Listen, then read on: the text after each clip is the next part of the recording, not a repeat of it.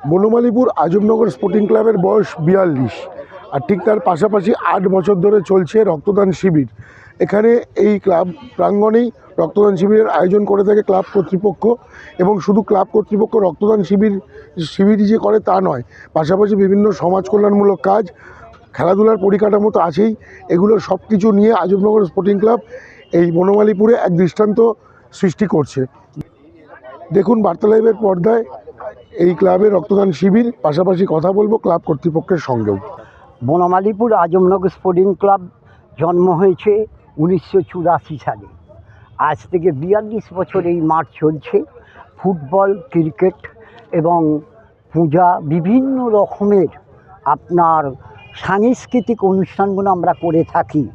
আর রক্তদান শিবির চলছে আমাদের 8 বছর, এটা 8 বছর চলছে। আমাদের ক্লাবের সদস্য সকলে একদম আমাদের সবাই সমান। আমরা নামে আমি বয়স্ক মানুষ, তাই আমাকে এনারা সম্মান দিয়েছে। আমাদের এই মাঠেতে প্রত্যেক মঙ্গলবার, বৃহস্পতিবার এবং রবিবার 40টা করে ছেলের প্র্যাকটিস করানো হয়।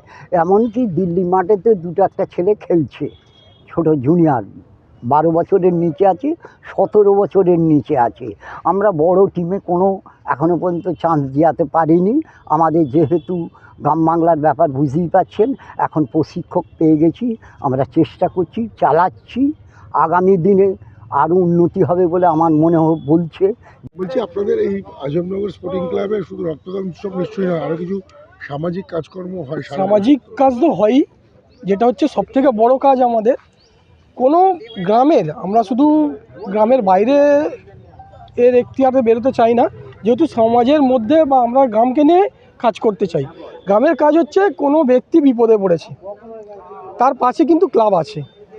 এটা অনেক রকমভাবে আমরা উপকার করি তাদের, কখনো ম্যান পাওয়ার দিয়ে করছি, কখনো আর্থিকভাবে করছি। এটা হচ্ছে আমাদের প্রথম কাজ।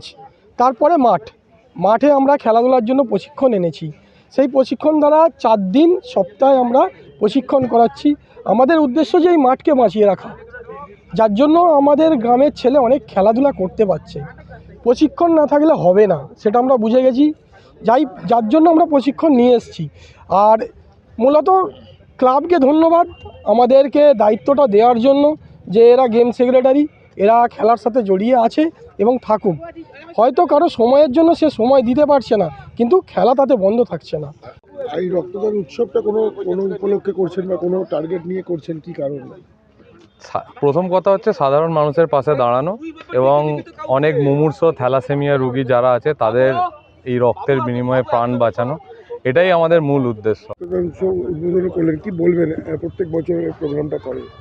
আমি এই ক্লাবকে ধন্যবাদ দেব যে মানুষের সেবার জন্য রক্তদান শ্রেষ্ঠ দান, এর উপরে কোনো দান হয় না, মানুষের এর থেকে প্রাণ বাঁচে। ওই জন্য আমি এই ক্লাবকে ধন্যবাদ দিচ্ছি। প্রত্যেক বছরে এরা যদি করে, আমি প্রত্যেক বছরই আসবো, আমি প্রত্যেক বছরই রক্তদান করব।